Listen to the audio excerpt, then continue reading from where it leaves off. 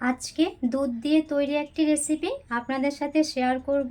তো দুধ সম্পর্কে কিছু কথা আপনাদেরকে বলতে চাই। দুধের ব্যবহার 7 বছরেরও বেশি সময় ধরে। দুধ আবিষ্কারের পূর্ববর্তী সময়ে অনুমান নির্ভর একটি ধারণা ছিল যে যারা পর্যাপ্ত সূর্যের আলো পান না শুধু তাদেরই দুধ খাওয়া উচিত। সূর্যের আলোর অভাবের কারণে তারা যথেষ্ট ভিটামিন ডি পাচ্ছেন না ভেবে সম্পূরক খাদ্য হিসাবে দুধের প্রয়োজনীয়তা বোধ করে।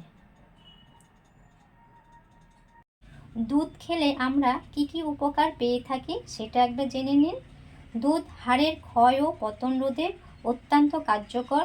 দুধ ক্লান্তি ও অবসাদ দূর করে। প্রোটিনের ঘাটতি পূরণে দুধ অধিক কার্যকর।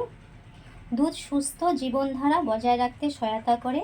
শরীরের জন্য সবচেয়ে ভালো জৈব দুধ অথবা ঘাস খাওয়া গরু থেকে যে দুধ আসে সেটি। ছোটবেলা থেকে শিশুদের খাদ্য তালিকায় দুধ রাখুন, এতে শক্তি ও রোগ প্রতিরোধ ক্ষমতা বৃদ্ধি সহ অনেক উপকার হবে। আপনারা দেখছেন রন্ধন বিচিত্রা, আমি সঞ্জনা। আমাদের আজকের রেসিপি দুধ মালাইয়ের ব্রেড কাটলেট রেসিপি। রেসিপিটি দেখার জন্য সঙ্গে থাকুন। এখন ব্রেডের চারিদিকটা একটা ছুরির সাহায্যে এভাবে কেটে নিতে হবে। ব্রেডের চারিধারটা কেটে নেওয়া হয়ে গেছে। এখন বিস্কিটের প্যাকেটগুলো ছিঁড়ে বিস্কিটগুলো বের করে বিস্কুটের ভিতরে যে ক্রিমটা আছে সেটা বের করে নেব।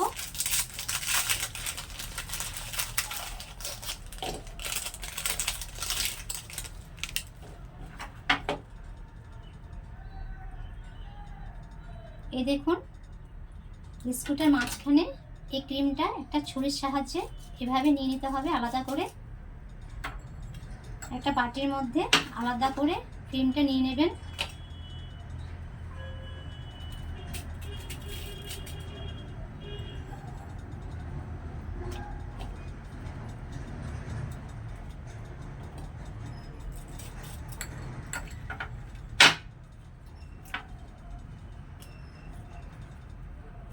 এভাবে সবগুলো বিস্কিট থেকে ক্রিমগুলো আলাদা করে নিয়ে নিতে হবে। দুধ মালাইটা করে নেব। তো দুধ মালাইটা করার জন্য গ্যাসটা অন করে ছোট একটা কড়াই বসিয়ে দিয়েছি। এই কাপের মাপ করে 3 কাপ দুধ কড়াইয়ে দিয়ে দিচ্ছি।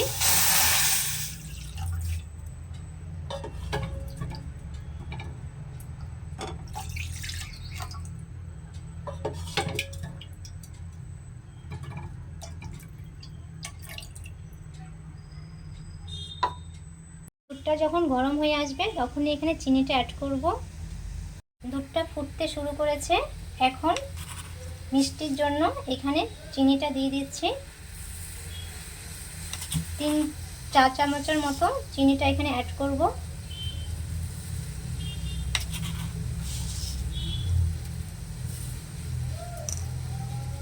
দুধের সাথে চিনিটা ভালোভাবে মিশিয়ে দিতে হবে।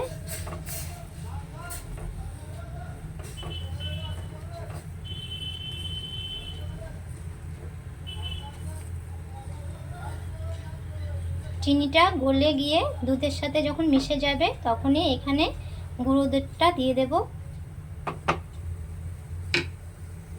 সময় গ্যাসের ফ্লেমটা মিডিয়াম টু লোতে রাখবেন। দুধের সাথে চিনিটা মিশে গেছে। এখন এখানে গুঁড়ো দুধটা দিয়ে দিচ্ছি।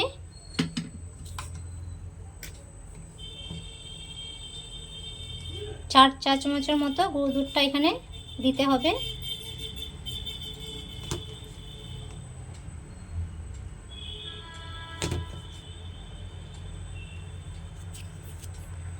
এখন গুঁড়ো দুধটাকে লিকুইড দুধের সাথে ভালোভাবে মিশিয়ে নিতে হবে।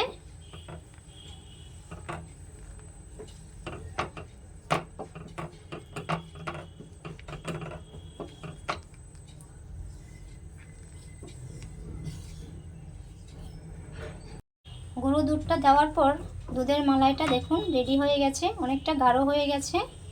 এখন এর মধ্যে একটু এলাচের গুঁড়ো দিয়ে দেব।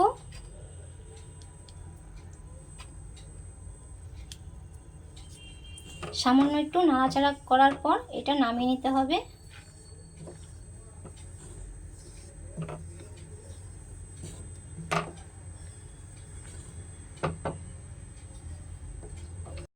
এই দেখুন বিস্কিট থেকে সবগুলো ক্রিম বের করে নিয়েছি। এখন যে দুধ মালাইটা করে রেখেছিলাম সেই দুধ মালাই 1 চামচ দিয়ে এটা মিক্স করে নেব।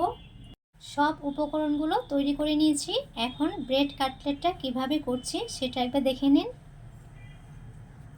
এখান থেকে একটা ব্রেড নিচ্ছি। ব্রেডের মধ্যে প্রথমে সামান্য একটু দুধ মালাই দিয়ে দেব। সামান্য দেবেন, বেশি দেবেন না, তা না হলে ব্রেডটা একদম গলে যাবে। এখন ক্রিমের পেস্টটা 8 চা চামচের মতো এখানে দিয়ে দিচ্ছি।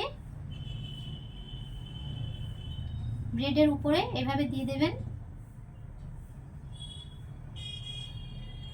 এখন ব্রেডের এই যে কোণাটা আছে আর এই কোণাটা, যে কোনো দুটো কোণা নেবেন। এই দুটো কোণাকে এক সাইডে এভাবে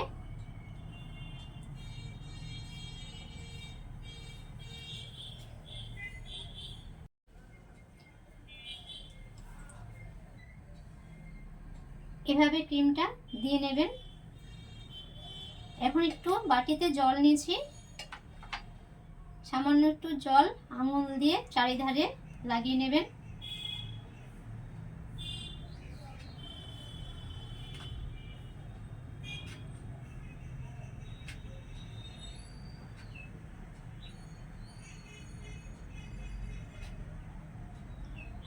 দু সাইড থেকে দুটো কোণাকে এভাবে আটকে দিতে হবে। এই দেখুন চারি সাইডটা এভাবে আটকে দেবেন। এই দেখুন এইভাবে একটা ব্রেড কাটলেট তৈরি হয়ে গেছে। এই ব্রেড কাটলেটগুলো আরেকটি পদ্ধতিতে করা যেতে পারে। ব্রেডটাকে নিয়ে এভাবে বেলনি দিয়ে একটু প্রেস করবেন, মানে আমরা যেভাবে রুটিটা বেলি ঠিক সেভাবে একটু বেলে নিতে হবে।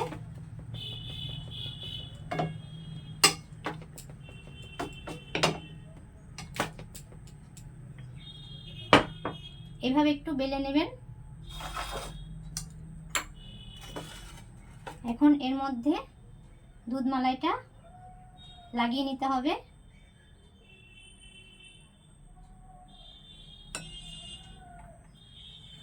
সামান্য একটু ক্রিম দিয়ে দেবেন।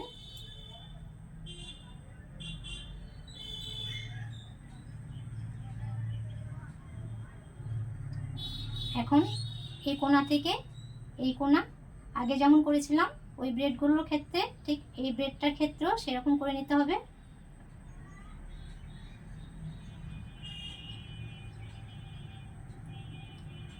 এই দেখুন কি সুন্দর হয়ে গেল আরেকটি ব্রেড কাটলেট।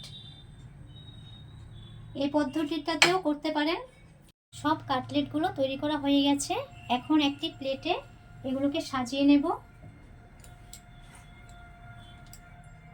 আমি আমার মনের মতো সাজাচ্ছি, আপনারা আপনাদের মনের মতো সাজিয়ে নেবেন।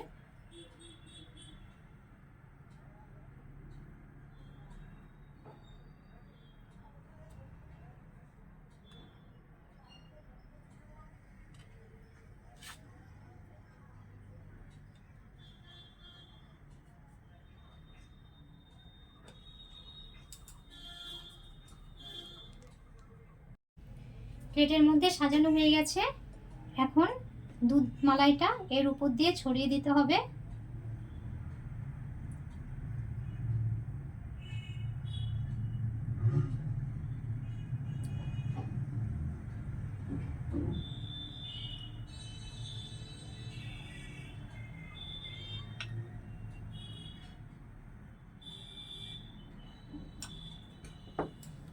উপর থেকে একটু গার্নিশ করে দিচ্ছি।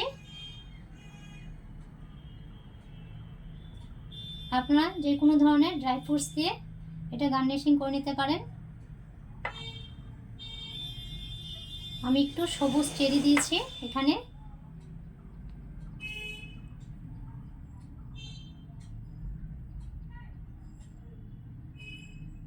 ব্রেড কাটলেটের এই রেসিপিটি আপনাদের কেমন লাগলো আমাকে কমেন্টে জানাবেন।